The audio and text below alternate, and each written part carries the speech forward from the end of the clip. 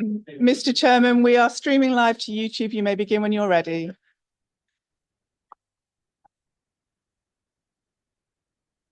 All right. Welcome everyone to the Metro Plan Orlando TAC meeting. I'll call the meeting to order. I'm Chairman Joshua DeVries and will be chairing the meeting today. Just as a reminder, since this meeting and our future meetings will be in person, it's important for all TAC members to attend our meetings in person in order for us to have a quorum. Members of the public will still be available to participate virtually, and we encourage them to do that. Finally, please remember to silence your cell phone and all electronic devices to prevent interruptions during the meeting. Next item on the agenda is chairman announcements. There are 2 public comment points in the meeting. Members of the public attending in person who want to speak need to fill out a comment card and give it to Rachel. Those attending virtually who want to speak will use the raise hand feature and the Zoom screen. If attending by phone, you can hit the *9 to raise your hand and request to be recognized. When you're called, your microphone will be temporarily unmuted by staff, and we will ask you to state your name and contact information for the record. We also accepted comments by email before the meeting. And now I'll turn it over to Slade for agenda review. All right, thank you. Good morning, everyone.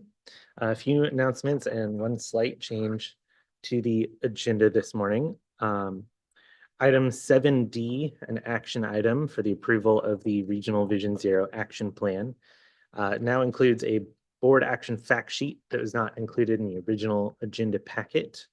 A copy of those should be at the positions at the dais in front of you.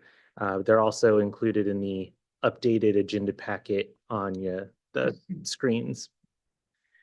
Onto announcements. FDOT Mobility Week is coming up from October 25th, which just happens to be the date of our next TAC meeting, to November 2nd. FDOT and local partners will be hosting events around the state to promote safe and multimodal transportation choices. A few highlighted events around Central Florida. We have the Blind Experience on October 30th. For anyone that wasn't at last year's, it's a chance to really get to experience the transportation network from the perspective of someone who's visually impaired, and it feels a little on the nose to say that it was eye-opening, but I definitely got a lot out of it. Additionally, we have the Bike 5 Cities event hosted by Bike Walk Central Florida. This year, they'll be biking through trails and parks between Winter Park, Eatonville, Maitland, Castleberry, and Orlando, with events and booths along the way. You can find out more at bikewalkcentralflorida.org/bike5. And as some of you may have heard, the Sunrail Northern expansion has officially opened and is now serving DeLand in Volusia County.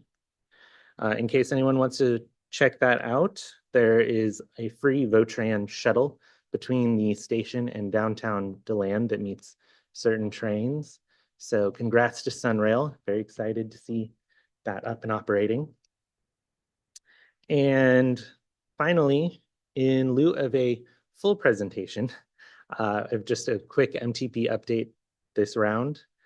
The 2050 MTP is moving along according to schedule, and updates on the technical work and outreach activities are summarized in your agenda packets under General Information Item 10G.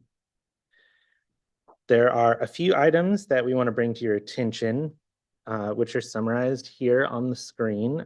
First, we are beginning to develop the prioritization methodology for candidate projects in the MTP, and we're asking for your feedback to help craft the initial goal areas.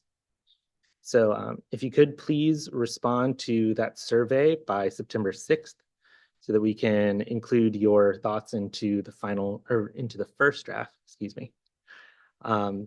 That link is up on the screen, but it's also included in your agenda packets, and we'll send out a reminder after today's meeting.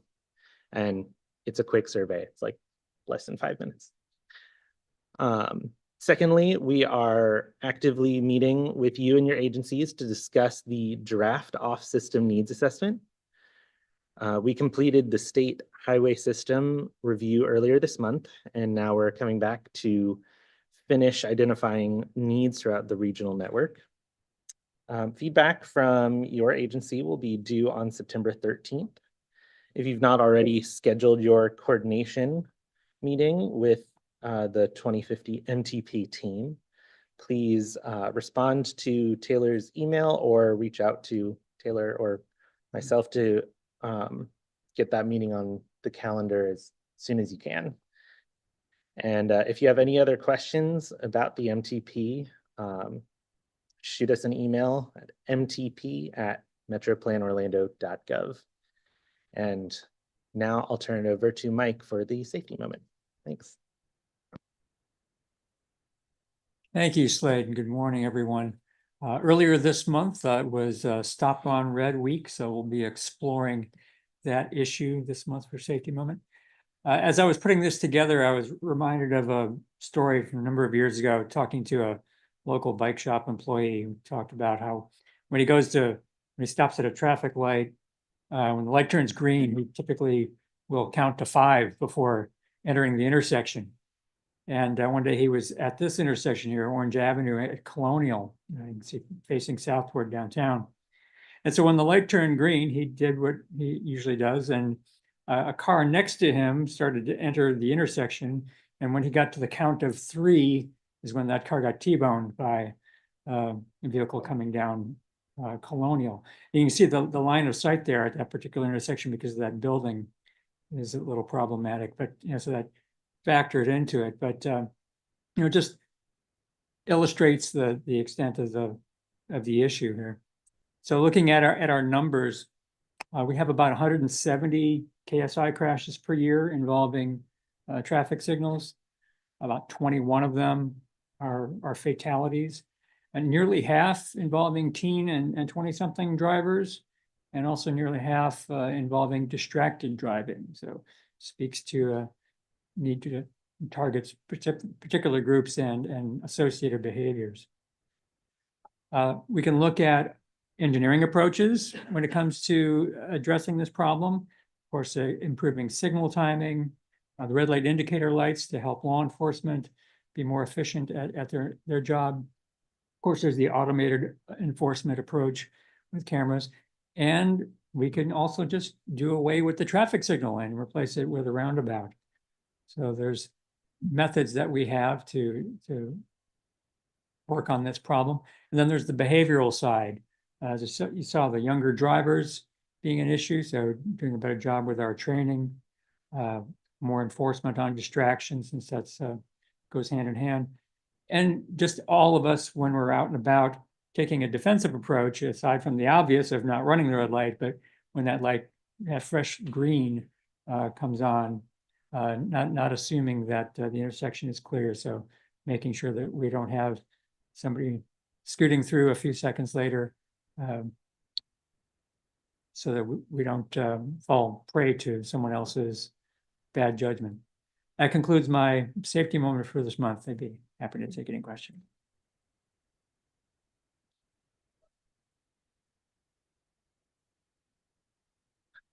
Thank you, Mike. No questions. All right, I'll move on to the next item on the agenda, which is agency reports. This is an opportunity for any of our partner agencies to speak to the committee. If any of our partners wish to provide updates during this slot, please let Rachel and Slade know via email at least a week prior to the TAC meeting. Today, we have Amy Beckman with our regular report from DOT. Good morning, everyone. Hope everybody's having a great Friday so far. Today's report is going to look a little bit different. We're going to take a moment to have a little celebratory moment. Recently, we found out just this week that AASHTO, which is the American Association of State Highway and Transportation Officials, gave their American Transportation Awards.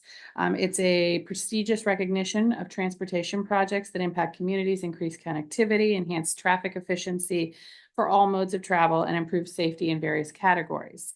The Florida Department of Transportation is part of the southeastern region of AASHTO, or otherwise called SASHTO. And it includes states like Arkansas, Louisiana, North Carolina, South Carolina, Texas, West Virginia. 25 total nominations were given from the 8 states in this SASHTO southeastern region. From those 25, 10 projects won awards, and of those 10, 2 were here in Florida. And I'm happy to announce that District 5 was the recipient of both of those. So District 5 and Metro Plan Purvey received 2 of those 10 awards. So looking at those awards, the first one was the Wekiva Parkway Section 7A.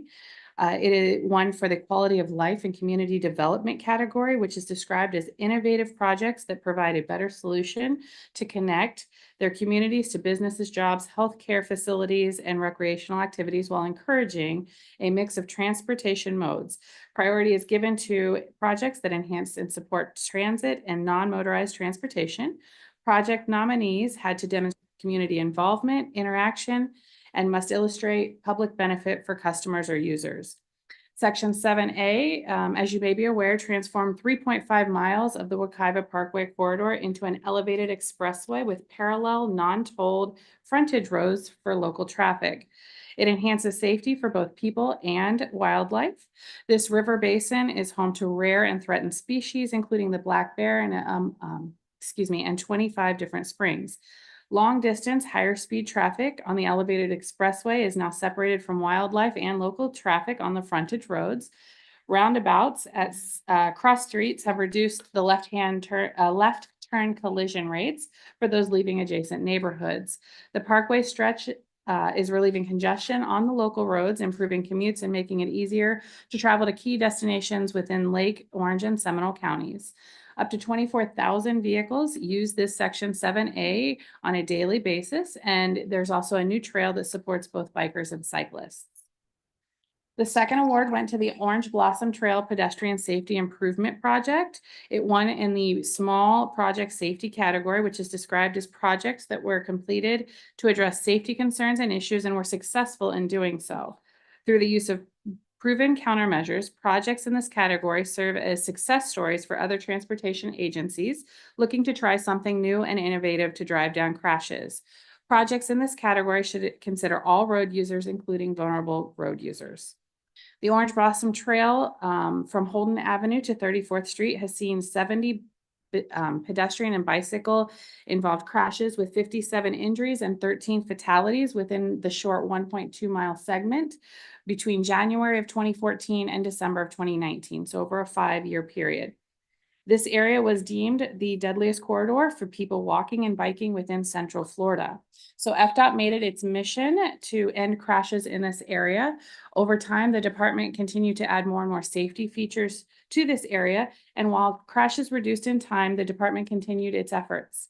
Now with a total of 6 pedestrian hybrid beacons, raised crosswalks, in-road lighting, and median fencing to prevent pedestrians from crossing the road where there is no crosswalk present, there has been no reported fatalities or serious injuries in this stretch of road. This important safety project has helped to create a safer walking environment, encouraging more users to feel that using transit is a safe and viable option to them. In fact, some studies actually say that transit is 10 times safer than driving. So if we can improve the experience around the actual transit trip, then hopefully we are all a little bit safer all around. On top of that, I only have one other quick announcement. I do want to bring to your attention that there will be some overnight lane closures on Sand Lake Road at the I-4 interchange coming up August 25th through the 29th, September 3rd, which is right after Labor Day holiday, and the 9th and 10th. We will have Sand Lake Road closed as early as 11 p.m. And it should be reopened by 6 a.m. The reason for that is we have some new bridge structures in the area that we are constructing, and there are very large massive beams that weigh about 72 to 75 ton that have to have multiple cranes to put them up into place. So we do need that time to do so. We will, of course, keep it as minimized as possible, and updates can be found on the I-4 Moving Florida Forward ultimate page. If you have any questions, I'm happy to take them, and thank you so much. Thank you, Amy. Are there any questions? All right, thank you. We appreciate the presentation. Thank you. Now, Rachel will do roll call. Thank you, Mr. Chairman. Barden, Here. Brock, Here. Lopez for Carson, Here. Cash, Here.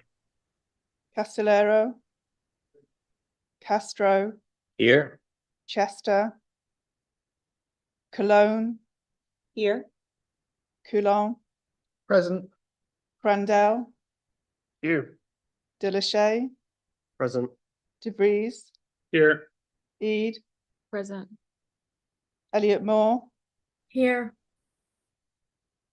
Hamza, Hardwick, Here. Hartley, Here. Hassam, Here. Kamal, Krug, Lim, Here. Mendenhall, Here. Nelson, O'Keefe, Here. Pullum, Here. Recky, Here. Roll, Here. Sanchez, Here. Sanders, Here. Senerans, Here. Smith, Present. Story, Here. Ramos for Sotomayor, Here. Wharton, Here. Martello for Williams, Here. Yeargain. Here. Thank you, Mr. Chairman. That concludes the roll call. We do have a quorum. Thank you, Rachel. With that, we will move on to the item 6, TAC and TISMO comment presentations. We do have 3 comment presentations, which we'll hear now. Please stand your nameplates on end, signal that you wish to ask a question, and we'll recognize you at the end. When speaking, please press the red button on the screen to turn on your microphone. And first off, we have Sarah Strickhauser with Summit Research with a presentation on the results of the 2024 Public Opinion Survey.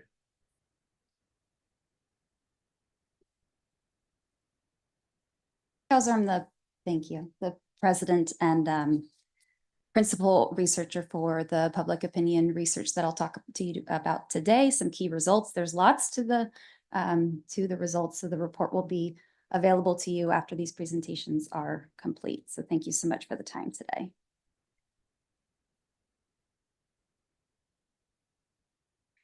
Before we get into the results, just a little bit about how the data were collected. This research surveyed 3,134 residents of Orange, Osceola, and Seminole County. The survey was open for 2 months in the spring of this year and was offered in English, Spanish, and Haitian Creole. We disseminated the survey using 3 methods. We partnered with industry leader Qualtrics as an online panel survey company. We strategically offered the survey link through avenues across the community, working with a marketing expert who happens to be here today in case we have any questions there, to ensure all corners of the Central Florida community were reached. And third, we worked with the Institute for Social and Behavioral Sciences at the University of Central Florida to intercept people as they were moving through particularly disadvantaged areas to capture that voice as well. Just a note, as election season is upon us, if you're looking at political polls, you might note that the number of respondents for those political polls tends to be much smaller than a number like 3,000. This is a wonderful methodology, obviously highly accurate, but random sampling is very costly. So just calling attention to the fact that the mixed mode approach we used for this research expands the sample size to compensate for the fact that the sample is not random, but what we call purposive. In other words, avenues of data collection are purposely selected by the research team to result in a sample that's reflective of the population. How it's reflective.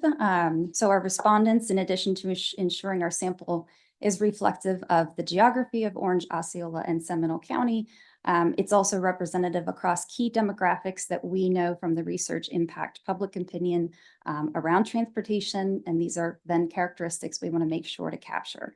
So those things are things like employment status, income level, education, race and/or ethnicity, or age. So we also focused our data collection efforts to ensure that they were reflective of the newest census data.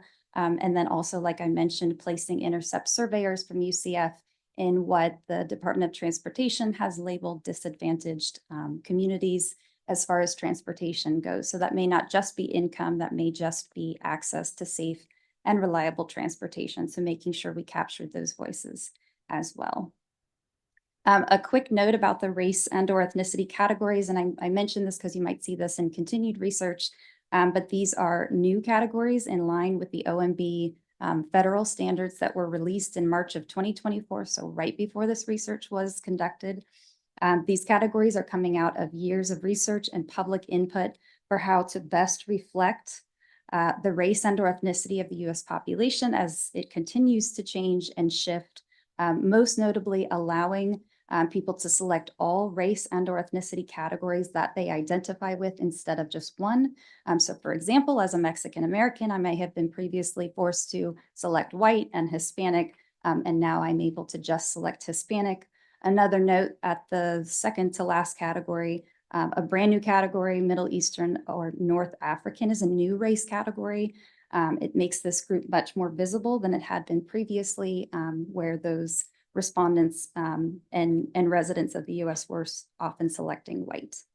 So I just want to applaud Metro Plan Orlando for diving into that. There's not a lot of organizations that have implemented it yet, so there's a lot of questions, but you're among one of the first, MPOs to utilize that new federal standard. Okay, diving into some of our results. So there's lots that we'll talk about today and we'll kind of move through, but wanted to start with safety. It really rose to the top as a concern for respondents as they move through the transportation system. This is not just for drivers, this is pedestrians, this is our cyclists that we identified in the research. So when asked if planners should prioritize pedestrian-friendly communities, nearly all 3,000 respondents, 94% said yes. The sense of community, however, a community that you could walk around and feel safe as a pedestrian, just 32% of our respondents feel that their community reflects a pedestrian-friendly community that is desired. So there's a disconnect there, definitely, about what people hope to see in their communities and what they currently see. As you know, Vision Zero Central Florida, the effort to eliminate traffic fatalities and severe injuries across Orange, Osceola, and Seminole is currently impacting planning. I know you all are certainly aware of that, and so just wanted to highlight that result as something to contribute to your continued efforts there.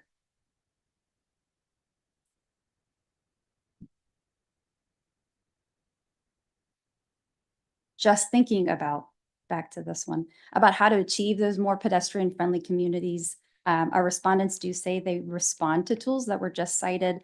So things like cameras at intersections, 70% of our respondents say that they do slow down when they see a camera at an intersection.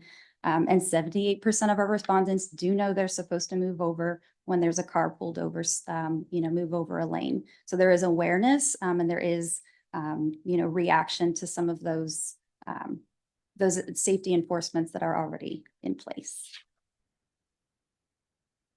So in line with what we were just talking about with risky drivers, so I'm always amazed what people tell you in a survey. It's wonderful. It's why we do this kind of research. So we have confirmed. We asked the question: do you understand that speed and safety are closely related? And most do. The majority certainly do. But still, about half of respondents admit to typically driving at least 10 miles per hour over the speed limit. That's about 36% say, yeah, I do about 10 miles per hour over.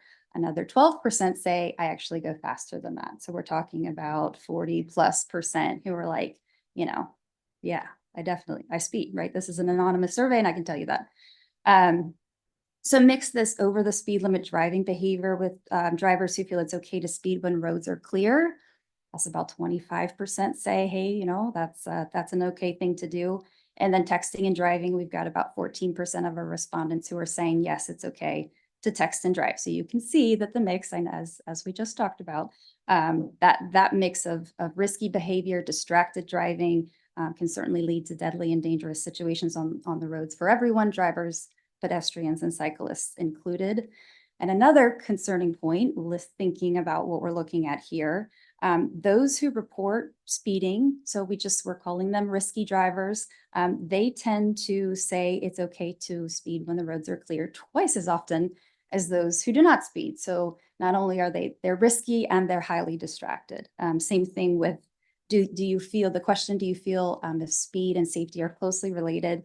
They tend to not think that quite as much as others do. As new technologies become more present in our daily transportation experiences through driverless technology, both personal and commercial, it's certainly important for Metro Plan Orlando to understand the level of comfort and concern Central Florida residents have about these growing technologies, better help the region prepare to address these concerns. So most people do know about driverless technology, but report what they know is really a mix of positive and negative. So that's about half of our respondents saying, what I hear about driverless technology, it's a mix. Also notable, in 2021, we asked this question, about 14% of respondents said, what I hear is mostly negative. That has risen to 22% this year. So we see that incrementally, you know, some concerns around, I just don't know how I feel about it, and I kind of feel negative for driverless vehicles being on the road and the whole technology. And just thinking about awareness, are people understanding are driverless roads allowed on the roads? So 1 in 3 people do know the cars are allowed on the road, but that leaves 67% of respondents who say they are not allowed on the road, right? So 29% are like, no, these cars are not even allowed. And that leaves another 38% who just don't know. So there's a bit of lack of knowledge, a bit of concern around, you know, safety and understanding this technology. So there were 75% of people who said they'd be interested in driving in a driverless car. So there's a hesitation, but there's an interest. And so we captured some of the reasons why people might be interested in driving in a driverless car. So to be able to talk intelligently about it, to increase their understanding. They wouldn't have to be scared of a stranger driving in a car, kind of gets at the rideshare concerns. You could use a driverless car, particularly for women, and just to see how well it works. But for those not wanting to drive in a driverless car can't defend against lunatic drivers. So how does a driverless car incorporate into the roads as they are? I don't want drivers to lose their jobs, or our traffic problems are due to insufficient roads, not whether cars are driverless. To help planners remove barriers, it's useful to understand how people define for themselves and for their families a transportation system they consider equitable, where access is equal no matter your circumstances. So when asked, how do you define equity in transportation? Many respondents have strong feelings about increasing access for all residents, regardless of personal characteristics. This is a simple word cloud that's counting the frequency of words used in that open-ended response, so you can see there what people's focuses are. Equity has long been a focus of Metro Plan Orlando when planning transportation for Central Floridians. The needs of individuals have always been front and center as the organization strives to offer a variety of ways to get around. And I say that to remind you that this question was asked in 2021, and those responses from those 3,000 respondents from 2021 had worked to develop the definition for equity in transportation. And so these responses will continue to solidify that definition for Metro Plan Orlando moving forward. So we talked about safety as a concern for all. So some top transportation challenges specifically for pedestrians and cyclists and for transit riders. So pedestrians and cyclists do share some top barriers. Uncertain weather conditions really does top for both pedestrians and cyclists, as well as not feeling safe specifically because of unsafe driver behavior. For pedestrians, a barrier of having no sidewalks where they need them, and for cyclists, not having enough bicycle facilities rose to the top. For transit riders, the bus and train not running frequently enough, or the departure or arrival times not being convenient, no bus stops where they need them, the bus rides are too long, and the train doesn't take me where I need to go.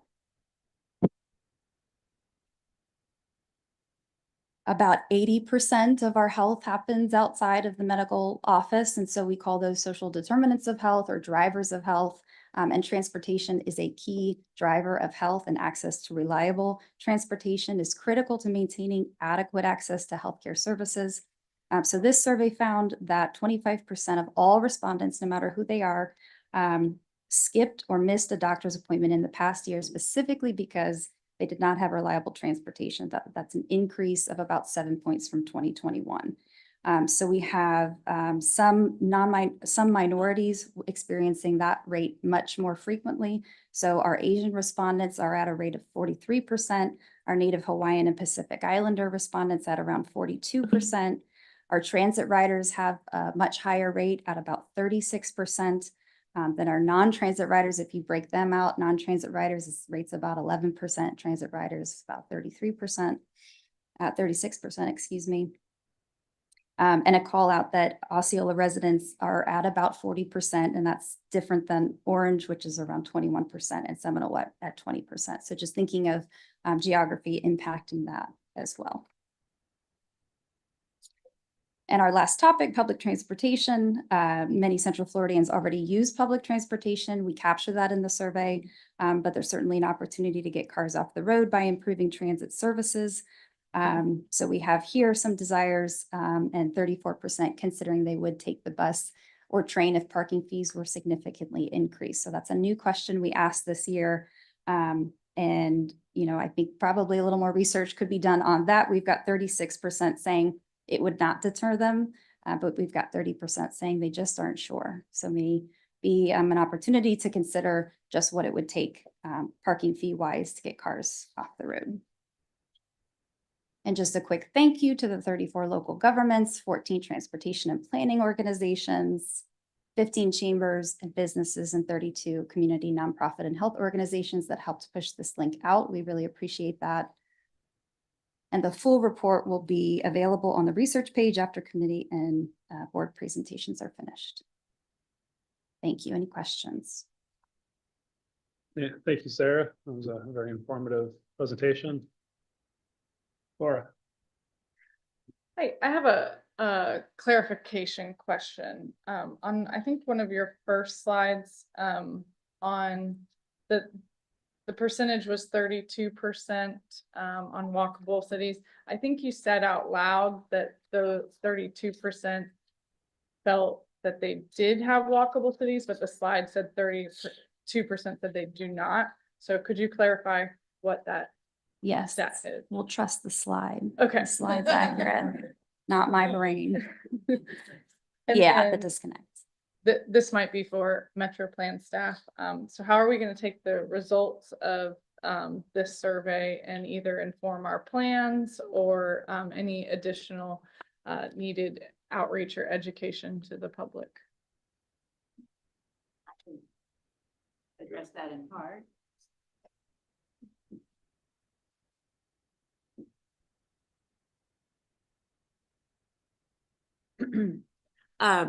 Yes, thank you for the question, because the value of the research really is in how we go forward with it. And as you know, I'm sure because we have done public opinion research for some time now, you know, the first step when we have put it past our committees and board and we have some reactions from you and so forth, we will post this publicly. We will promote that very heavily out in the community. At the same time, we've already shared this with the planning staff. And I know our planners are already diving into some of the individual responses and data to see how that may affect our planning going forward.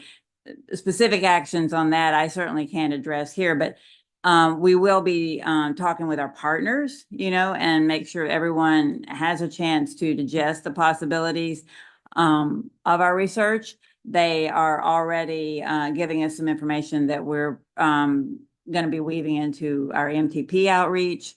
So in all of those ways, yes, this is kind of a starting point for helping people understand where we are. And then again, as you've seen us do in the past, we build. In a couple of years, we'll do this again and we'll build on what we have here. We'll do comparisons. We'll see how things are going. We'll add in new information, particularly Vision Zero will start informing some of this. So that's an important part.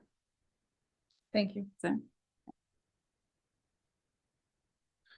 Any additional questions for Sarah on the presentation?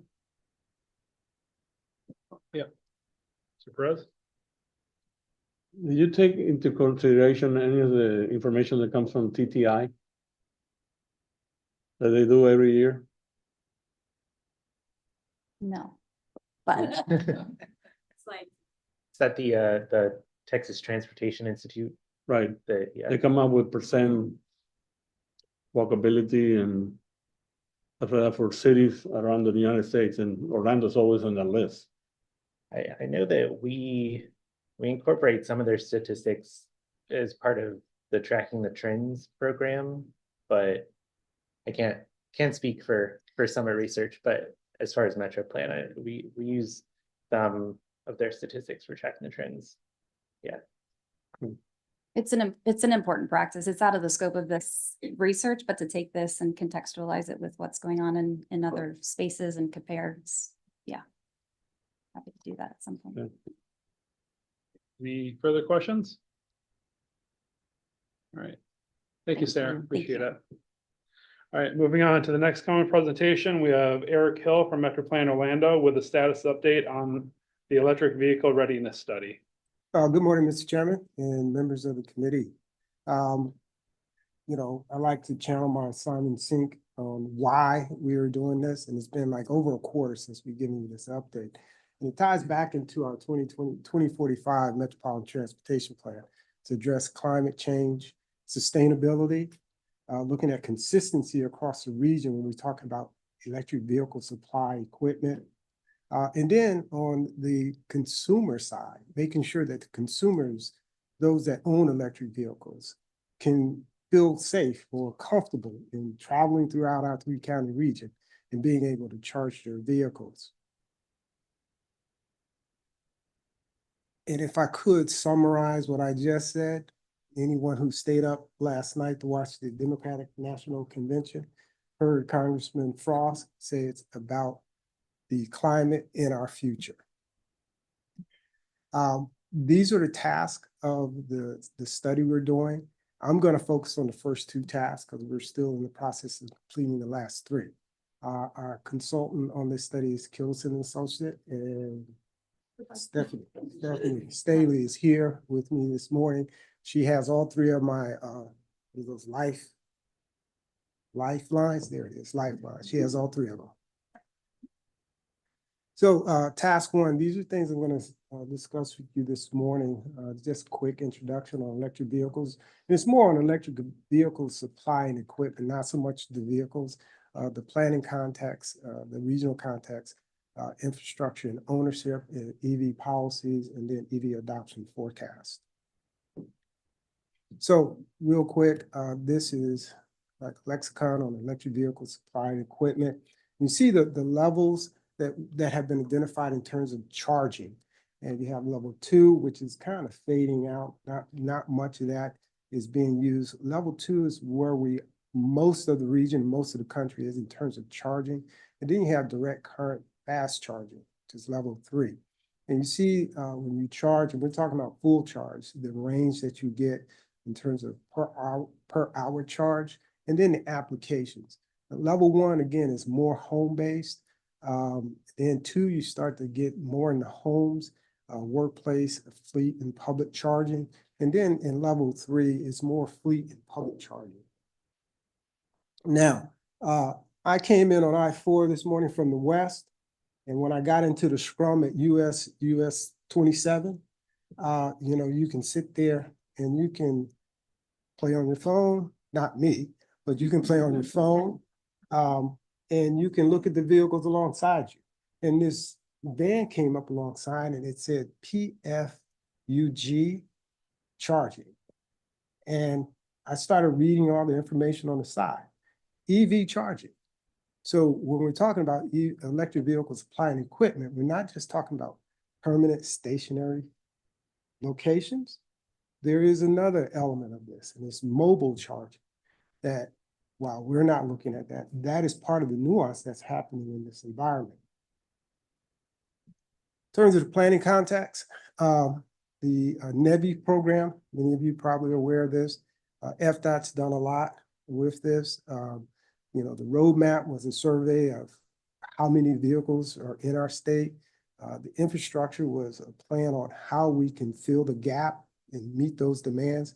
And then the deployment is how we're going to use this funding to develop charging facilities. Most of them are along major corridors like the interstate, They have to be 50 miles apart. And that's the idea as far as how to develop these charging facilities. Then when we look at local plans, Osceola County, they've completed a master plan and they're preparing a charging facility infrastructure grant. City of Orlando, they've developed some guidance on how we can develop a environment or ecosystem to support this form of mobility. And then Orange County Mobility Hub Strategy, that's looking at co-locating various modes. And while EV is not part of that, it needs to be there if we're going to develop an infrastructure here in our region. In terms of regional context, this kind of like picks up on an earlier slide. When you look at single family homes, you have some level charging. That's where you can plug into the wall or plug into an outlet, excuse me. Some multifamily homes and some hotels. When you look at level 2, again, multifamily homes and hotels, entertainment location, retail locations. And then when you look at fast charging, retail locations, office and gas stations. Where you can, theory, want to pull up, charge your vehicle, and get on the road. Now, some of the challenges again with what we're developing that we have to address is many of these charging facilities don't work. You go to charge and it's not working properly. And then there's that mismatch of charging, where you have a Tesla, which is the largest electric vehicle on the market. They have a lot of these charging facilities, and if you have a GM car, you can't use their charging. Now, it has been some effort to create some way to bridge that in 2024 vehicles, and the theory is in 2025 we're going to have more of that, where Tesla will allow other vehicles to charge at their facilities. In terms of equity, Justice 40 requires that federal dollars that we receive, the benefits of those projects, address equity issues. And we are using, as part of this, the CGES tool to identify areas where equity is a concern. And the alternative fuel infrastructure credit, tax credit, allows businesses that want to, and these are charging companies as well as gas stations, that want to provide that to get a tax credit. Now, interesting thing about this is that 37% of the level 2 charging facilities in our region are in equity areas. And then 42% of fast chargers are in equity areas. And these areas only represent 35% of our region. Now, the reason being is many of these are in census tracts that are very large, that are along major corridors, which is where you have the facilities. In terms of ownership, I recall when I did my first presentation, I did an imperfect poll, asked everyone who owns an electric vehicle, and that doesn't include a golf cart. And I think we had 1 or 2 arms go up. And so let me ask that question again. It's not for golf carts. How many people have an electric vehicle? So you're not reflective of this information because or this group, this sample size is not part of this data because there has been a lot of ownership growth in our region over the last few years. In terms of the infrastructure, going back to that data point I gave you on where they're located, you can see most of them along major corridors, areas where there's a lot of development, retail, commercial that has been developed.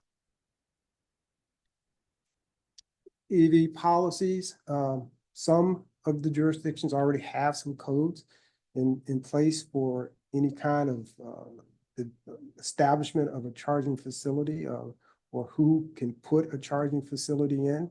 And I think it was 3 weeks ago, there was a public hearing on these 2 proposed legislative bills on creating a consistent or consistency across jurisdictions on how EV charging facilities will be developed, where they can be located, and how they're going to operate, as opposed to everyone having their own ideas and codes where you have a mismatch. And that goes back to one of our goals of creating a consistency across the region, so that wherever you go, you're going to be able to charge the same way in Orlando as you are in Apopka. As part of this, we wanted to do some topic-specific workshops. And these are the 4 that we are going to be convening. The first one with utilities, we've already had policy discussion, then the infrastructure siting and infrastructure investment will be scheduled this next quarter. On June 20th, we had the utilities workshop.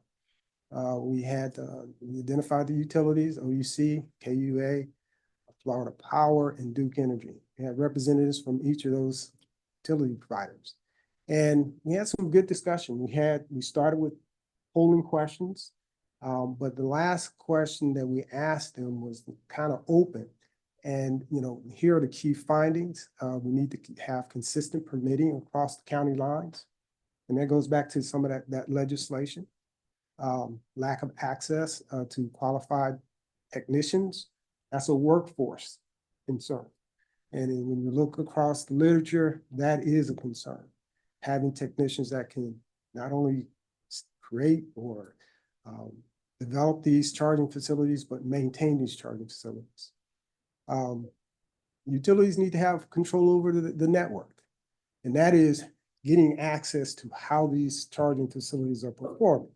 You don't have the data on how well they're performing when you don't know. And part of that is what we need. We need to have access to that. And then there was some encouragement from them for Metro Plan Orlando to develop one of these charging fueling infrastructure grants. Now, while I like their enthusiasm, we're just not there yet.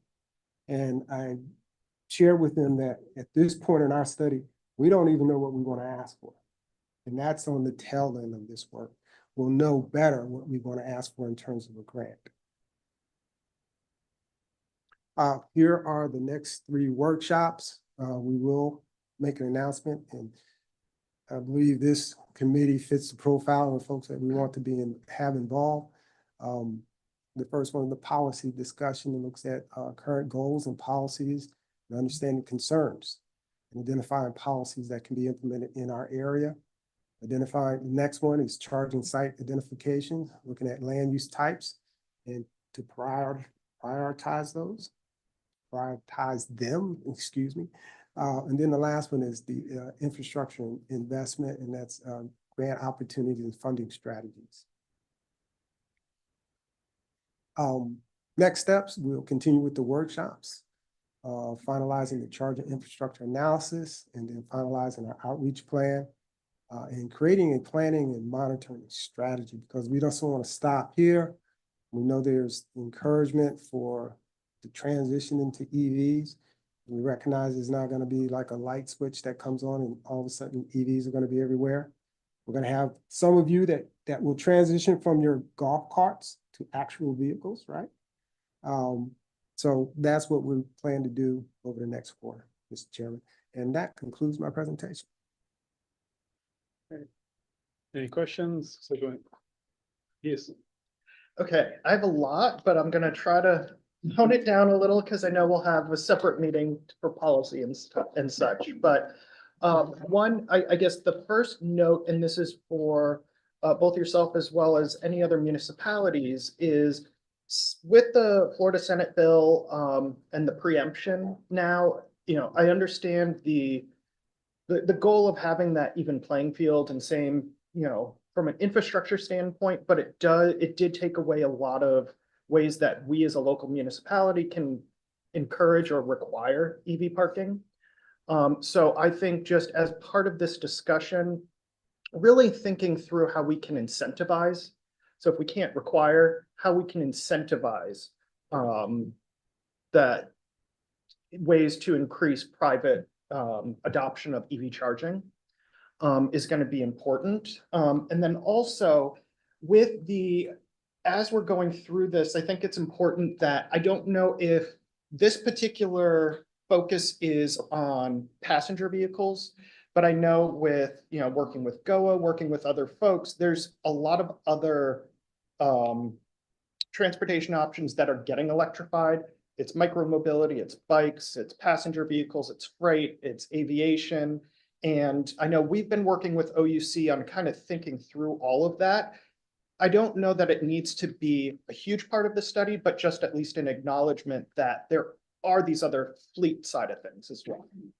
On the first one, there has to be a return on investment for anyone to come in and do this. So in terms, you can, in terms of incentives, you can subsidize. I'll put a charging facility in if you subsidize me. And I don't even have to operate.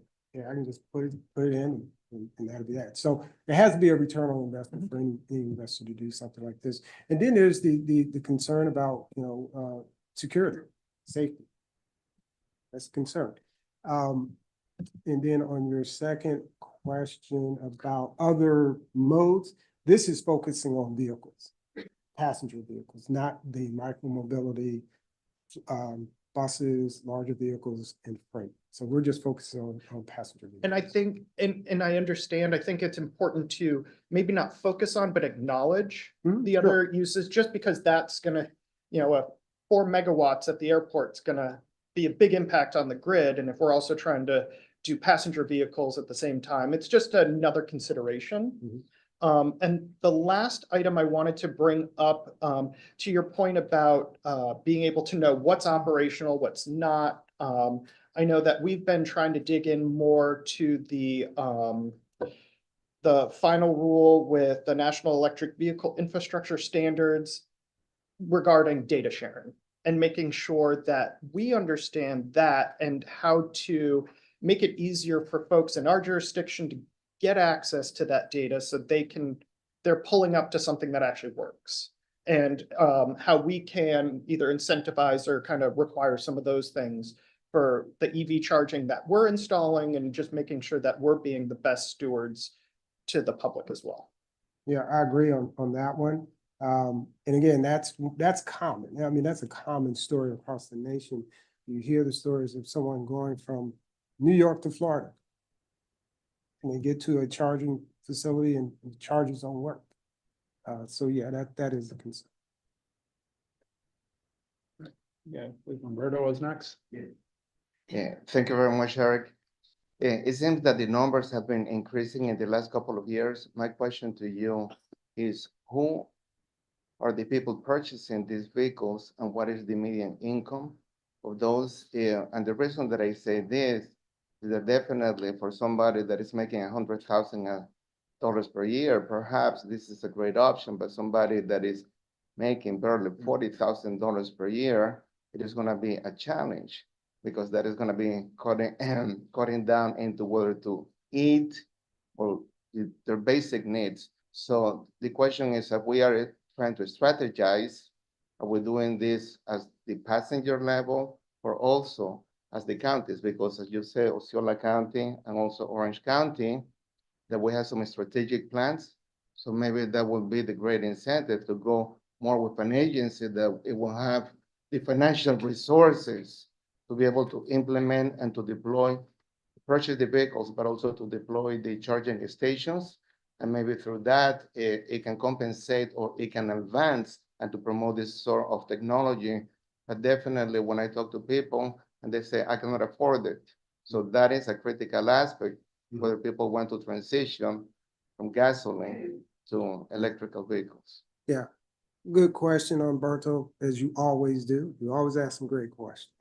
And you always ask questions. And let me start, and I like to put a smile on the face too, and I typically do. About my earlier question about ownership, look around you. There are two hands went up in terms of ownership. So yeah, there is a concern about price.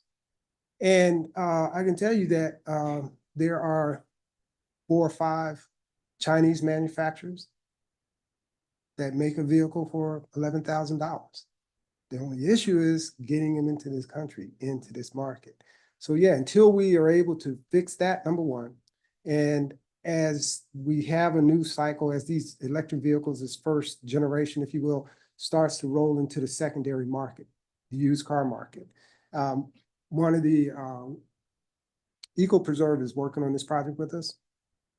And the owner of that company, I asked her, I said, do you have an electric vehicle? She says, yeah. I said, oh. She said, yeah, I bought it from Hertz. Okay. My dentist told me there's one on Florida Avenue in Tampa. And I drove by it one day, and sure enough, Hertz had several of them out there. And I shared this story with my son, and he said, oh, I'm gonna go over there and test drive one. I'm gonna buy one. I said, okay. He went over there and he figured out how much it's gonna cost, and it's a little bit much for him, and he changed his mind. So it's the secondary market where the opportunities for many of us to purchase an electric vehicle. Now, how long the subsidies from federal government continue to help us to buy these vehicles, I don't know. And then there's the issue of charging. If you live in an apartment, you know, you have to compete. If there's a charger there, you have to compete for it. So is there a way for us to develop infrastructure that allows people that do not own their home where they can pull into a garage and let their vehicle charge overnight? You know, is there a way for us to build that part of the ecosystem? And hopefully through this study, we can identify some strategies, some approaches that are innovative, nuanced for people to charge vehicles. I gave you that example earlier about, you know, sitting in the scrum out there on I-427 and see this mobile charging come. Maybe that's it. My car's sitting out on, well, you can't park on this part of Orange Avenue, but, you know, call them up, say, hey, come charge my vehicle, and it's being charged there. Or at night, instead of coming and repossessing the car, you come and charge it, okay? That's what happens at night, okay? If you don't pay your car. But maybe that's an approach that will happen organically. Yeah. Again, thank you for the question. I'm glad I put a smile on your face too. Thank you. Move Nick was next. All right. Thank you, Josh. You don't mind if I could just kind of add a quick point onto what you just said as well, Eric. Another issue in the vehicle market is that manufacturers tend to target the luxury segment first because they have higher profit margins to pay back that research and development. And then they'll start to develop the lower cost models. A great example is Tesla, right? They started the Model S. It ended up being a $100,000 vehicle. Then they applied that technology to the Model 3, which is starting to reach parity with a new gas-powered vehicle. So the market is getting there. It just takes a little bit of time to fund that research and development. I do have a question though. So when we were doing our EV master plan, one of the issues that we had found out about was technology is changing, right? As an example, there are two major charging standards for EVSE equipment. There's CCS and NACS, otherwise known as Tesla, right? Is that a risk item that you guys have identified within the plan that you're working on, and how is that being addressed? Just another, by way of another example, CCS seems to be kind of fading as American manufacturers, GM and Ford, have announced that they're shifting to the North American charging standard to allow access to Tesla's infrastructure. Right. Yeah, I mentioned that early on, that, you know, there's that proprietary issue between the chargers and who provides the chargers. And in our work, we are going to address some of those, but we can only have the discussion. We can only create the narrative and make jurisdictions aware of how the technology is changing, and who knows, in the next couple of years, American manufacturers and other auto manufacturers will start to create those vehicles that can address or at least be charged through some kind of universal charging system or specification regulations. Unfortunately, you know, Tesla kind of owns the market, at least in the United States. And they're driving where some of this goes. So while we won't be able to fix that problem, we can have it as part of our work as something that as jurisdictions are starting to create the incentives for people to come in and create these charging facilities, that they're mindful of that. I mean, there's only so much that we can do, in the planning context, as well as the infrastructure context, but to address that as one of the risk and what that risk is probably as far as we can go. Now, I'm saying that now, but when we do these workshops, and we start talking about charging site identification, Nick, please come and share, enlighten us. And who knows, by that time, the technology may have changed, or we'll have a better idea of how the technology is changing. I don't know if I've answered your question. Yes, Okay. it's a risk item, and of course, none of us have the answer to what preferred standard the market will determine is appropriate to move forward with. But it's a risk item, and I was just curious how you're approaching that as part of the readiness plan. Okay, thank you. Eric, one of the things that may reduce the vehicle cost is the batteries. Mm. There's already a new battery that is nuclear powered. It's the size of almost like a pack of cigarettes. And it can last 50 years. So I'm sure when that becomes available, the price of the whole car will go down. Another thing is, do you have like a GIS map with all the locations? Yes. Yeah. Yes. Great. Would you? That's it. Thank you. Okay. Christina? I was just going to kind of expand on the risk item, and as it relates to the grant that we're applying for, it seems like it's recognized in the grant that they understand that risk item, because they're handing out millions of dollars to put in this equipment, and they're saying, hey, it just needs to stay out there for 5 years. After 5 years, if you change it out or you don't want to do it anymore, you don't owe the money back. Mhm. So I think that is it seemed to be recognized in something that I saw in the application and the NOFO, and was one of the concerns, that we had. When we were having a discussion on maybe going after one of these, I reached out to some other MPOs. And one that I reached out to and had some discussion with is the Atlanta Regional Commission, ARC, up in Atlanta. I think there's 18 counties, something like this. It's very long. And they submitted one of these grant applications. What they found is that because one of the requirements is that the private sector or private entity provides the match. There is a 20% match. And what they found is that there's so much interest in this that they had at least 2 companies say, we'll provide 80% and all you do is 20%. So in terms of risk, that's a risk to me on the private side. Now, the private sector is usually ahead of the public sector in technology, and we have to catch up.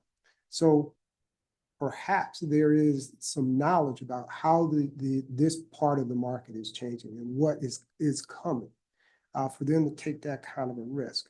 Now, I asked the question, how are they going to get a return on this? The lead in is, here's an opportunity for them to sell ads, just like websites. So, these charging facilities, they're smartphones, right? Providing information. You go up to charge, you put your card in. Unfortunately, they know everything about you once you do that. And they know where you shop, and they're gonna start showing things to remind you to go buy some other stuff. Okay. So, and I'm kind of like, I know I'm going off script, right? but this is how it's evolving, and that risk, again, I'm not sure, but when you have a private entity that's willing to provide, 80% of like a $5 million grant, that's a substantial investment. So they must understand how the market is going and where the technology is going as well. Any other? Yes. This will be quick.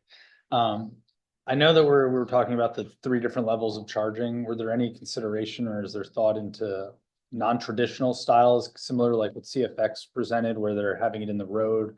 I was thinking for apartment complexes, that might stop you having to fight for the one charging spot if they were actually putting it into the parking lot. But I know the cars would then have to be modified with some type of device underneath, but I Yeah. just didn't know if that was also a consideration.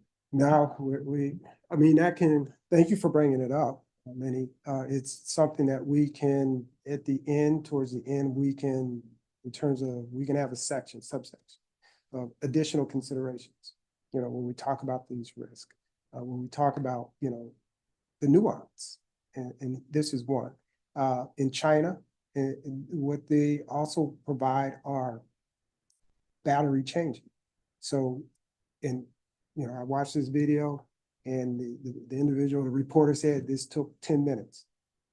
Now, you know, depending on the size of the capacity of your fueling on your vehicle, it takes you maybe 5 minutes to fill up. So it takes 10 minutes for them to swap out the battery for you. And you're still sitting in the car. So it's like going through a car wash anyway. So that's another, in terms of the nuance. Sorry, and just one final question. What is the goal of the study? Is it looking at how EV charging and the infrastructure will how it will affect like emissions, or how it will with resiliency, or kind of, I guess, what is, the looking at the EV readiness, what is the ultimate goal? So again, at the beginning, I talked about resiliency, consistency across the region, ensuring that we create an environment or encourage creation of an environment where EV owners feel comfortable and you don't have that range anxiety anymore. And that's one of the big things that is a barrier to owning an EV is range anxiety. So how do we create that within, you know, at least the Metro Plan Orlando region? Okay.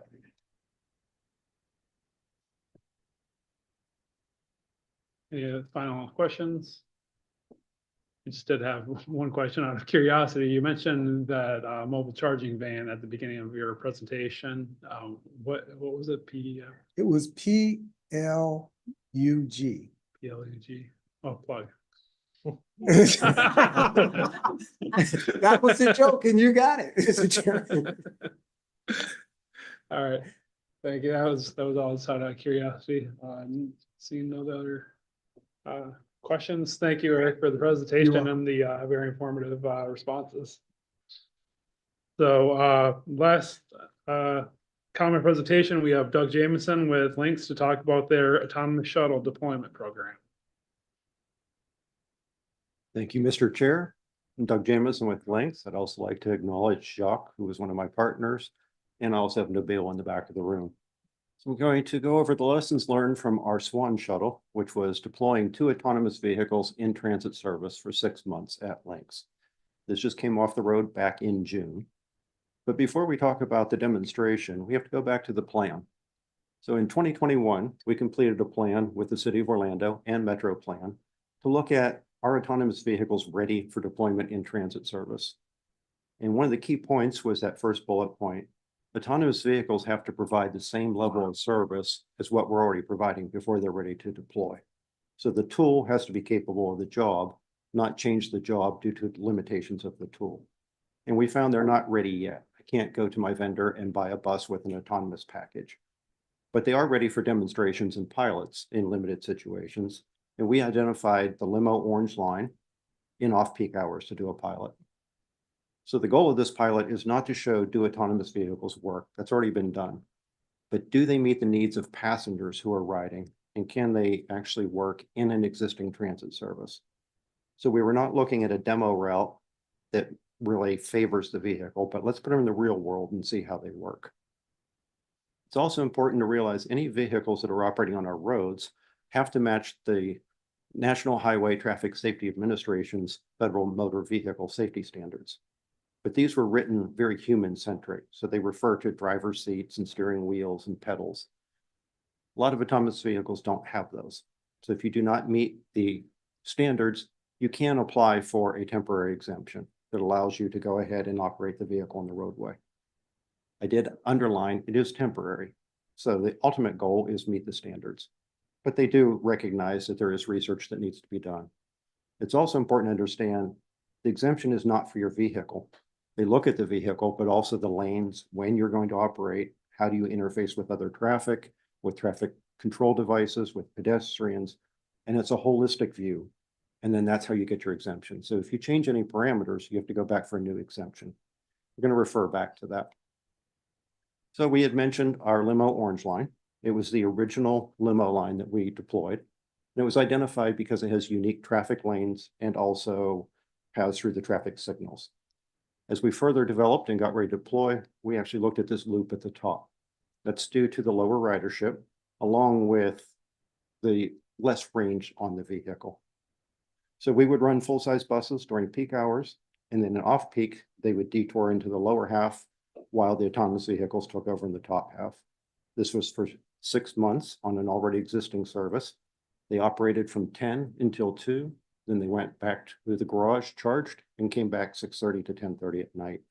And they had an 8-minute headway, which means if you stand at the bus stop, you should expect a bus every 8 minutes to show up. These are the areas that were served by our demo. And the actual areas, that's not what's important. What's important is who we served. These are Justice 40 neighborhoods. The school where their children go to school is directly on this line. But we also had higher education, Orlando Technical College, Valencia College, University of Central Florida, and Florida A&M. We had technology companies, we had hotels and visitors, and a direct connection to the bus and rail facility. So the goal was we had all ages, all income levels, and also all levels of comfort with technology. So what did we learn? Well, the first group is about weather, and we knew this going in. Sensors are affected by the weather. So they are affected by rain, by snow, by fog. They see it more in 2 dimensions rather than 3 dimensions. So rain can look like a wall instead of something you can drive through. And it also affects other sensors looking further down the street. Well, I mentioned we did not do this so that it was at the convenience of the technology. We deployed in Orlando in August, and it rains a lot in August in Orlando. So we had to pull the vehicles out of service anytime we had rain coming. We didn't wait for it to rain and trap the vehicle in the field with people on it, but we had to watch the radar and pull them out before the rain came, put the buses back in and do it so one still arrives in 8 minutes as expected by the customer. Well, imagine only 10 days after we launched, we didn't have one. We had 2 hurricanes at exactly the same time here in Central Florida. You know what that does to the weather. Instant sun, instant rain, instant sun. So we just pulled the vehicles off for that week. They sat in the garage and we ran the service with buses. This is known. We know that it affects the sensors and it's something that the industry is working on. The part that surprised us was the effect of the heat on the battery. So the range of the vehicle is greatly affected by hot days. You can see in the picture, when you open the doors, it completely vents that cabin to atmosphere, which means if it's 94 and humid outside, it's 94 and humid inside. You're going to have the same thing up north when it's cold. The 2 greatest drains on the battery of the electric vehicle are the air conditioner or the heater. So with that running full out all day, these vehicles have a 4-hour battery life that was reduced to 3 hours when it was really hot. It's a 25% reduction in range just because it's a hot day. Next things are related to the roadway. I mentioned having to go through NHTSA and get an exemption. And one of the things that we made an agreement with NHTSA is that we would go ahead and operate either buses or shuttles, but not both at the same time. Shuttles top out just over 10 miles an hour, but the speed limit on the road is 25. So you can see why they wanted them separate. That mostly worked, except for that's our bus lane. That is not one of our buses. That is a UCF bus, and he parks there for 10 minutes every hour. So when the autonomous vehicle came up behind it, he would go up to about where you see that word bus. The sensors would go ahead and stop the vehicle, but the bus is not moving for 10 minutes. So the attendants on board would have to take over manual control using the joysticks. They'd have to look up and down that bike lane to make sure there's no bikes, scooters, no skateboards, and then cross the white line and the bike lane. while also making sure that that travel lane is empty. Remember, it's a 10-mile-an-hour vehicle coming from a stop into 25-mile-an-hour traffic. So we have to make sure that that lane is empty before we also cross a second white line. And then we go around the bus in the lane and reverse the process. Is the bike lane still empty before we cross the white line? And then did that bus start moving before we cross the white line back into the lane? And then the autonomy takes over. The big question is, can't you automate that? Technically, yes, but that was quite complicated because you have two lanes that are adjacent with very different types of vehicles moving in different directions at different speeds while trying to make sure that you can get this bus through. And if you remember the previous slide, they're still working on, can we navigate in the rain? This is a little further down the development cycle, and this is only this specific stop. But if we go back to the fundamentals of driving, these vehicles follow the rules of the road, and the rules of the road say you don't cross a white line. And we just did it 4 times to avoid that hazard. So that's a lot of programming that has to be done for every situation around there. We were able to handle it manually, but that is development that still needs to be completed. While we could handle this, what was much harder was construction. We had an agreement, no construction for 6 months in these lanes. We way underestimated how many people have flashing yellow lights and orange cones. So we had the utility go ahead and take a water main right through the middle of our project. We had a construction project near ours that diverted all the traffic through the middle of our project. We had T-Mobile park a crane in one of our lanes because they were working on the antenna on the building. And then there's landscapers and tree trimmers, the guy that changes all the batteries in the scooters that you see there. You add to that things like UPS and FedEx and Amazon and DoorDash delivery and Uber and the people putting their 4-ways on, because I'm just going to be a minute, and people moving into the UCF Commons and street festivals and UCF tailgate parties. And it was amazing how many times we were out of service. And there's this guy here that you see. He showed up one day. He's not even working in the bus lane. He's working under the yellow umbrella, but he parked in the lane and we don't have the authority to make him move. And he kept telling us just a few more hours. So for 5 straight days, we paid attendance for 4 hours a day to sit in the garage and not perform service because he would not move the truck. We can't go around him like we did the bus because we make a left turn at this intersection and our waiver says we have to be in the bus lane using the bus signal. But that's exactly where his truck is parked. So we were out of service for 5 days. 11% of the time construction took us out of service, totally unpredictable. Now, the next point is going to shock all of you. I know that you're not ready for this. People don't follow the rules out there. So this is right outside of Lynx. And we've had this configuration for the last 30 years. The bus is in the right lane and he has to make a left across 3 lanes on Garland, the 3 lanes coming off I-4, and then get underneath of, get underneath of I-4 there. The only way we can do that is with that transit signal that you see in the lower right. Horizontal is stop, vertical is go. Nobody knows what that means, so we have no turn on red, so people don't turn in front of the moving bus. We've done this for 30 years. So you see he's sitting there waiting. He gets the green, looks to the left, make sure nobody's turning right, and he moves out. But the problem is he's just hitting the crosswalk and he got a yellow and now he has a red. So the pickup under I-4 now is a green light and he thinks we ran the red light in front of him. Now, thankfully, he follows the rules, which say you do not enter into the intersection until the previous traffic is cleared. Most people don't. So they would pull out, trying to teach the vehicle a lesson and trap it in the intersection, setting off all of the sensors, locking the vehicle up with people on board. When you set off the sensors, it means a hard reset to get that vehicle moving. So we went out of business real fast and called the city and said, we need this fixed. And this isn't one of those deal with it when you get to it. This is, we need it fixed by tomorrow or we can't start service.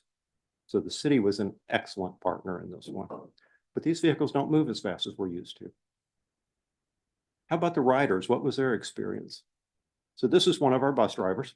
And if she is driving on limo and she pulls up and you ask her, how do I get to SeaWorld? She can tell you to go to Link Central Station, which bus to catch, when does it leave, and how do you get there? She can tell you how to get to the airport or to Disney or to the courthouse.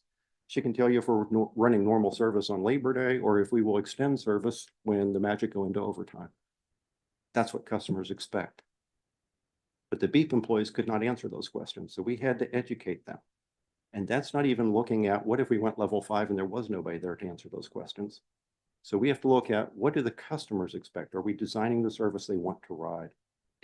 So the first day, I'm waiting for that shuttle to pull up. It obviously looks different than the bus standing at the stop.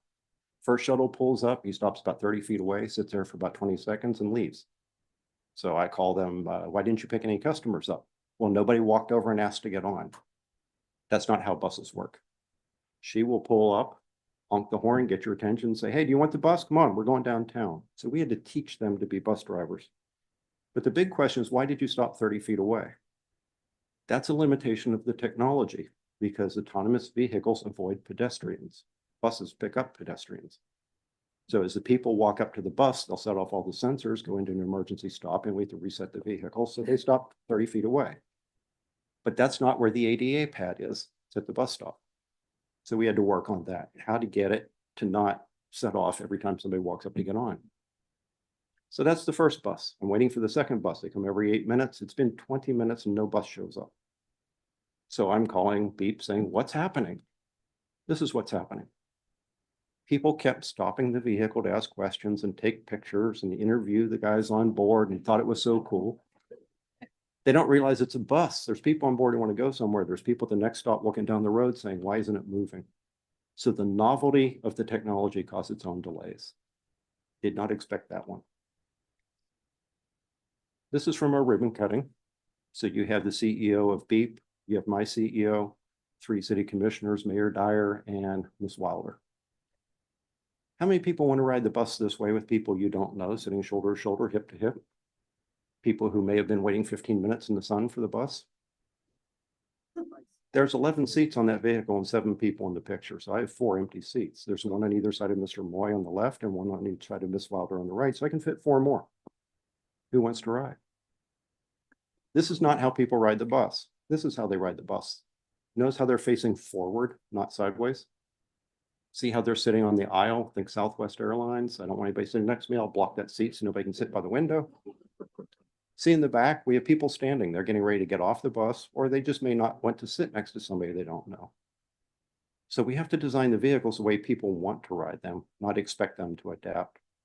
You can see the 7 people below. Normally, when people look in the door and see 5 riders, they'd say, oh, sorry, it's full, and wait for the next vehicle, even though more than half the seats were still empty. It's their perception of the service. And that's not to mention seatbelts. NHTSA requires that everybody be seated and wearing their seatbelt because of the autonomous stopping. Even though we're only going 10 miles an hour, it can be quite sudden. So you have to have your seatbelt, which means there's no standing room. But it also means in many autonomous vehicles, as soon as you undo your seatbelt, it comes to a complete stop immediately. Waymo will do that. So how do you communicate to customers in level 5 that until you clip that seatbelt, we're not moving? And then we mentioned this already. They move pretty slow. For 30 years, we've gotten 1, sometimes 2 buses through that intersection in 4 seconds. It takes 16 seconds for that vehicle to make the same maneuver. So traffic engineers, how would you like to get a call? I need you to quadruple my bus only signal. You have to make adjustments for these with the current level of technology because they just don't move as fast as other buses. So these are the percentages of times that we were not in operation due to the things that I just covered. If we eliminate those that we have no control over, the weather, construction, people blocking our lanes, but we look at, can we get more juice out of that battery and run longer? Can we deal with when we kept losing satellite signals near I-4? And can we also deal with the other issues that was mostly availability of staff to work? That's 8% of the time, and that's fixable. And this is where usually I've seen these presentations end. But if you remember at the beginning, I told you, we're not trying to prove does the technology work. We're trying to show does it work for the customer, and customers still needed to ride in the weather and when lanes were blocked and when we had construction. So we have to look at the whole picture, which means 31% of the time buses were running because this technology could not run due to unforeseen events. Now, the good news in this is we knew this going in. So we've identified where the technology still needs to be developed. And the manufacturers love this because this justifies their continuing to invest in the technology. So what we've been talking to many manufacturers about is we need sensor technology that doesn't shut down in the weather.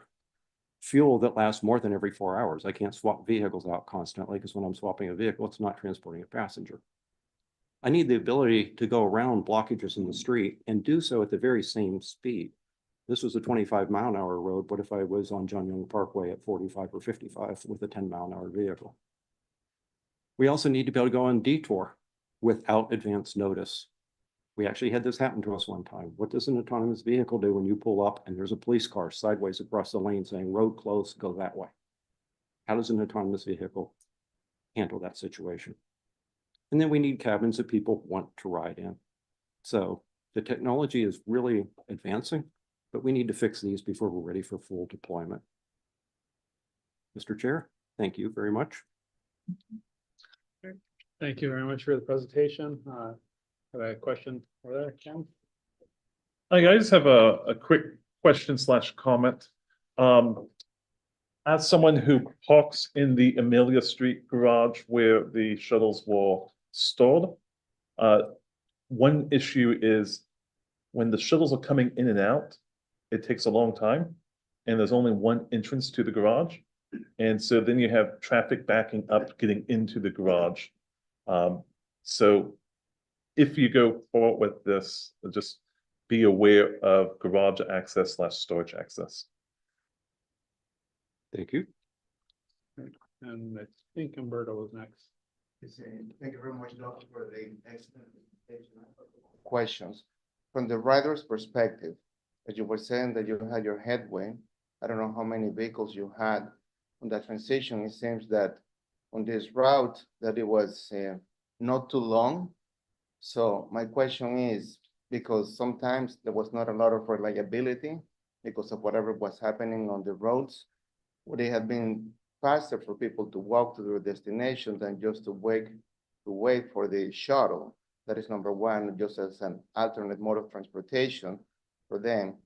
The other thing is, did you have a public information campaign? Because you did provide the services and maybe the people living or working within the community, they were aware, but the other transits or vehicles driving, maybe they were not aware of what it was happening.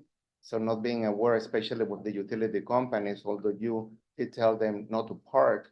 So maybe that played a little role in what it was happening. And the last question, it is, are the shuttles ADA compliant? Because as we saw on that picture, people can step into the shuttle and not. So is there any mechanism for ADA compliance and wheelchairs in the future, or that is not part of the technology and the service that is provided? The first question related to would people walk instead of ride, and that's always an option here. You're waiting 8 minutes for a shuttle, plus it's moving at 10 miles an hour. There's also bicycles and there are scooters that people can use. So many different choices. But we did find that our ridership held steady. They still rode, because remember that service has been there for a long time. So we can compare it against what we normally did with our buses. You also asked about the ADA. These vehicles did have wheelchair ramps, and in that center part, you could put a wheelchair and strap it down. Now you lost the side seats. So you took 11 seats and you went down to 8 seats when you did that. We did have people who rode with their wheelchairs. A lot of the rest of the accessibility is due to having an attendant on board. So they help people who may not be English proficient, people who may not know how to navigate the system, people who are visually impaired. They would announce all the stops as they went. And I forgot your middle question, I'm sorry. Public information. This was an existing route on Limo, so we expected people to ride because they always rode, but we did reach out to the people in the area to let them know. Did quite a bit of work through the city on asking them what they thought. We had an awareness day where people could come. We reached out to a lot of the local businesses there. I did mention, though, we underestimated who could shut the lanes down. So it never even occurred to us to reach out to people like T-Mobile.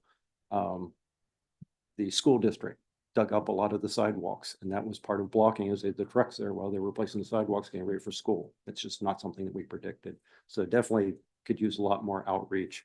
It's really hard to know who all can shut your roads down. I think Mr. Arturo. Yeah, Doug, I have 3 questions. The first one is, why didn't you paint the vehicles like a Lynx vehicle, I guess? That was a marketing campaign between us and also the city. We wanted to have it stand out as being part of Limo, but also stand out something different because it came and it went away. So it was a unique theme just for that specific. Now, if we were doing a full-time deployment, yes, we would want it to look very much like the vehicle. The second one is, what level of automation are these vehicles? From 1 through 5? This, I would say it was level 4 in that the vehicle did drive itself, but it required people to be on board. And in level 4, because it had to stay within a specific area, it was not level 5 where it could detour any which way it wanted and run fully automated. You could argue between 3 and 4, depending on your So you definition. do you have a fence? Where the vehicle can only drive through or inside of it? It drove within those lanes specifically that we had. We also, going from the garage, had multiple access to and from that was pre-approved by NHTSA. But we didn't have approval for the entire zone to go anywhere we wanted. But then again, that's not how buses work. They work predictably from bus stop to bus stop. So it was a known path. I actually forgot my third one. Jack? Just to, Umberto, to add a little bit more to, Doug's answer for, the public campaign, a big part from the city side was doing a lot of public outreach and getting, feedback from the riders in terms of comfort, in terms of where are they coming, where are they going, why are they using this, and would they ride again? But in terms of the, I'll say unanticipated work, I'm sure Orange County and other municipalities are the same thing. We have rules that you're supposed to follow before you shut down our roads, but not everybody does. So what was really helpful was just getting our MOT folks kind of in the discussion and getting them, having the attendants on board be able to have their cell phone number so that the attendants, they can't go out there just like a bus driver isn't going to go out there and say, hey, move your truck. But if you have certain people from the city, doesn't always work, but we had a little better handle on that. So just getting from internal at the city, getting all of our, our sign and signal shop, Nabil, he gets a lot of credit for being so responsive to signal changes and all of that, but also getting our MOT and folks on the ground in the loop and in that communication loop to hopefully go out and make like, no, really, you can't park here kind of things. I don't think you mentioned it, but I thought it'd probably be good for the group about the issues that also happened with NHTSA with the BRT signals, because we're facing that now too, of how they had you add a second attendant for a shuttle that's 9 feet long, and you have a 360-degree view. So I didn't know if you wanted to talk about that as well. We originally launched with single attendant, and then NHTSA wanted to obviously make sure that's safe. And so due to some incidents, we went ahead and put a second attendant on board the vehicle. That allowed one attendant to focus solely on the safety. Looking ahead, they're always verifying that, okay, yes, we can proceed. The system says we can proceed. I agree, just to make sure that everything's working as expected. Of course, the customers want to ask questions and talk and interact. So we put a second safety attendant on who could not only verify everything with the first one, but also handle the customer. So one's focused on safety, one's focused on customers. The interesting part with that is your capacity. I mentioned before that you have 5 people. 2 are now an attendant. So now 3 people get on, or they think it's totally full in an 11-person vehicle. All right, any other further questions? All right. Thank you for the presentation, Doug. Thank you. Appreciate it. All right, now I'll move on to item number 7, public comments and action items. We'll now hear public comments and action items. We ask that you provide your name and address for the record, and please hold your comments to 2 minutes or less.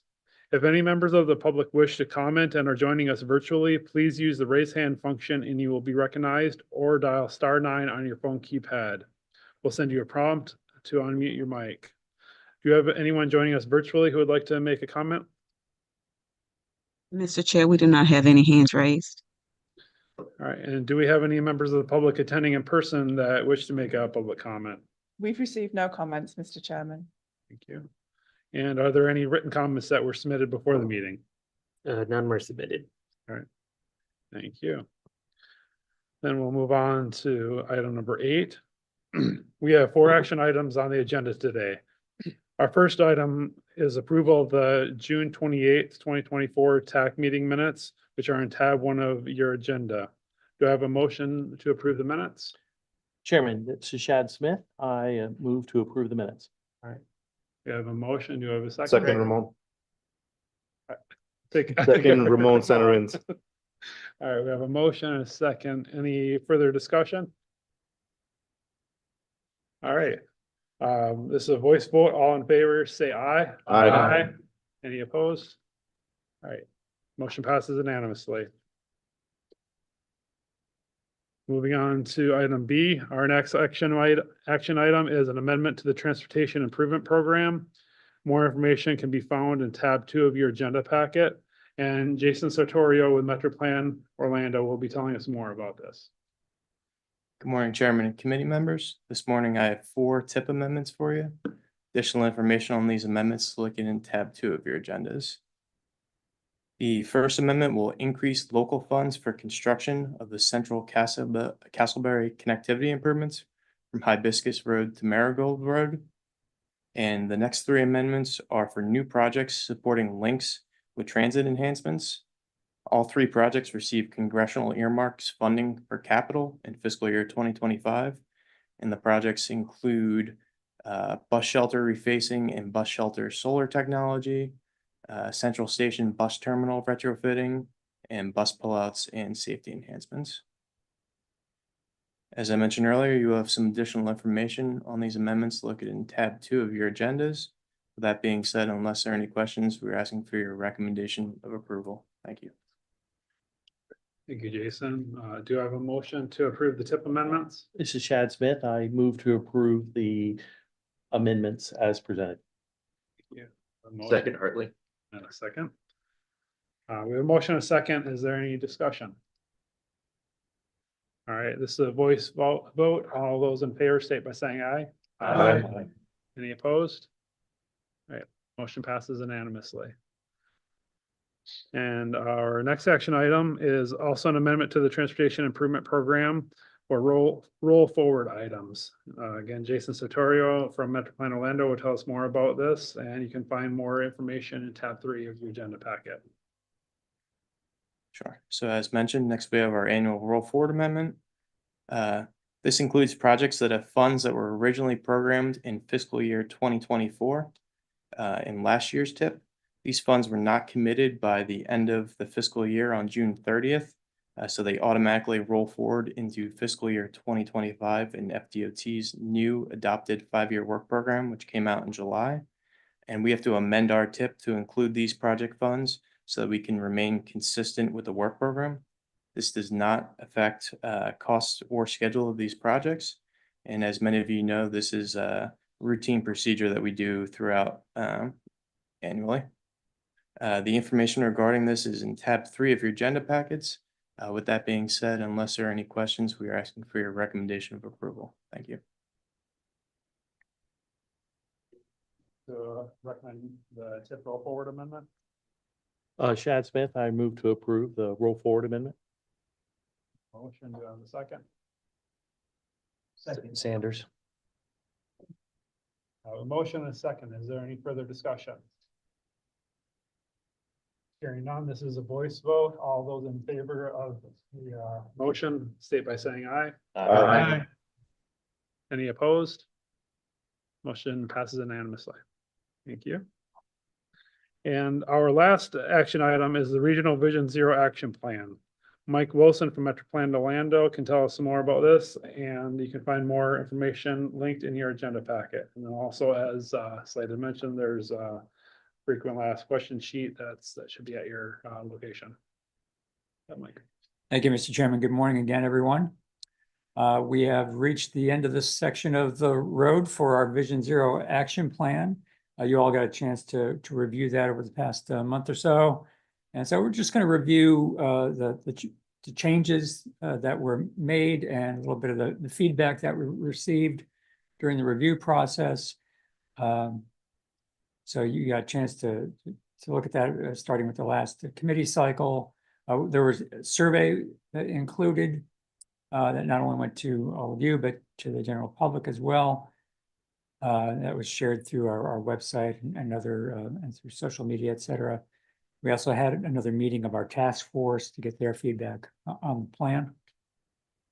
A couple of results on the feedback from the survey. You see we had good support on the organization and readability of it, as well as the expected effectiveness on the plan. And then people felt that they were their participation was valuable in that process. The type of feedback, of course, there's the typical things of stylistic and wording, typos, etc. But we also got some ideas on refinement of the action items, some improvements on readability, particularly when it comes to graphics and charts, etc. Some specific actions. We had questions on some of the specific actions in the text. Some people want some more details on some of the particular locations and specific actions. And then ultimately, we had these substantive changes to the document, adding a what's next section to the executive summary, so people know where do we go from here. So for those top 30 corridors, we changed the location of the facility to what the maintaining agency. So we had more of a connection to who was responsible for making changes to that corridor. We had an update of our engagement statistics. We brought some additional detail into the tier 1 and tier 2 corridors for doing road safety audits, as well as the tier 0, which are the projects that are already in progress, so that we add more detail to that, so we do a better job of determining the before and after performance on that. A key component of this, of course, is a resolution for adopting the plan. Just some highlights of that resolution, establishing a long-term goal of reaching zero by 2050. And another key thing is it ties our Vision Zero plan to our Metropolitan Transportation Plan, which is kicking off right now, as you know. We've established that the Vision Zero Task Force will continue to meet and to provide MetroPlan with more guidance on how we move forward with implementing the plan.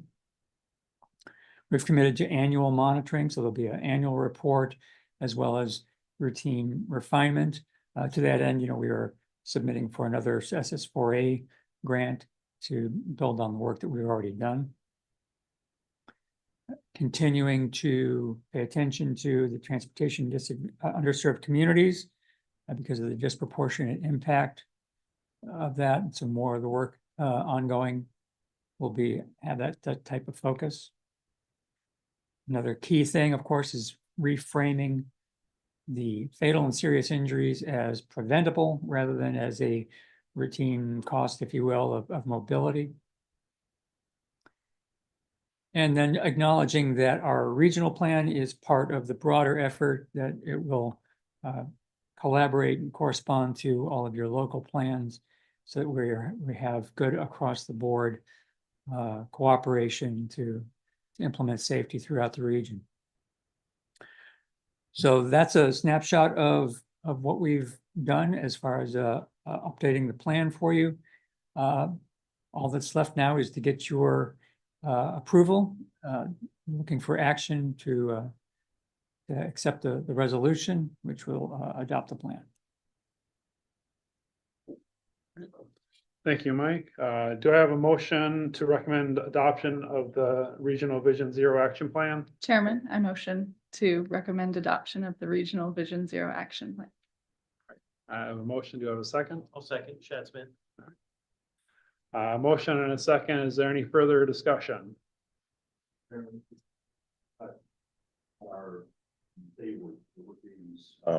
Reviewed annually.